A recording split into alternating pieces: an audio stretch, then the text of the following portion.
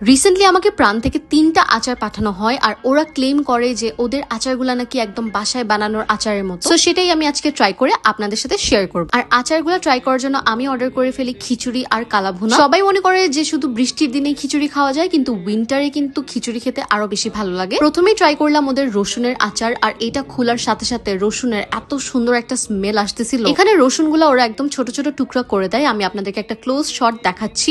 এরকম ছোট ছোট টুকরার জন্য আমার মনে হয় বাসায় ভাত বা খিচুড়ি দিয়ে খাওয়া অনেক ইজি হয়ে যায়। রসুনের আচারটা আমি একটু খিচুড়ির সাথে নিয়ে নিই আর সাথে একটু লেবুও অ্যাড করে দেই। এটা এত বেশি মজা ছিল, রসুনের স্মেল আর টেস্ট দুইটাই একদম ফাটাফাটি। আমি এটা হাইলি রেকমেন্ড করব। তারপর ট্রাই করলাম ওদের আমের আচার। আর আমের আচার আমি ছোটবেলায় অনেক খাইছি, বিকজ আমার আম্মু এটা অনেক বানাতো। এটা খোলার সাথে সাথেও খুব সুন্দর একটা স্মেল আসতেছিল আর এটার টেস্টটাও খুব ভালো ছিল।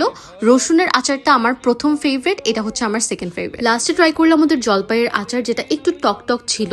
আর আমার কাছে কিন্তু আমার রসুনেরটা বেশি ভালো লাগছে, তবে জলপাইয়ের আচারটাও খুব মজা আর আমার বাসার সবাই এটা অনেক লাইক করছে।